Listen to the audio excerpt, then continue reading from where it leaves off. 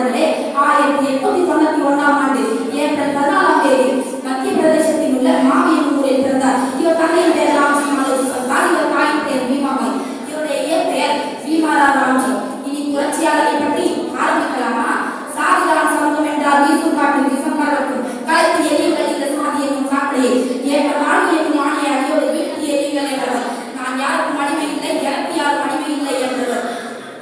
பல ஆண்டு காலங்கள் அடிமையாக வாழ்வதை விட ஒரு நிமிடம் சுதந்திரமான மனிதனாக வாழ்வதே மேலானது என்றவர்.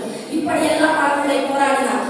இப்படி பல போராட்டங்களுக்கு பிறகு 1947ஆம் ஆண்டு ஆகஸ்ட் 15ஆம் தேதி இந்திய விடுதலை பெற்றது. இந்திய விடுதலை பெற்ற பிறகு சட்ட அமைச்சராக பதவியேற்றார். இந்திய அரசியல் சட்ட அமைப்பையே மாற்றி எழுதினார். மேலும் குடிமக்களுக்கான பல சட்ட பிரிவினை கொடுத்தார். இது மிகச் சிறந்த சட்ட ஆவணமாக கருதப்பட்டது. மேலும் மேலும் பல சட்டங்களையும் திட்டங்களையும் கொண்டு வந்து கொண்டே இருந்தார்.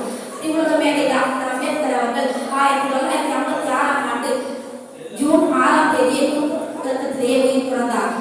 தாழ்த்தப்பட்ட மக்களின் வாழ்விற்கு ஒளிவிளக்கு ஏற்றிய அண்ணல் அம்பேத்கர் நினைவாக நாடு பல சிறப்புகளை செய்தது. அவரது பெயரில் சட்ட கல்லூரிகள் உருவாக்கப்பட்டன.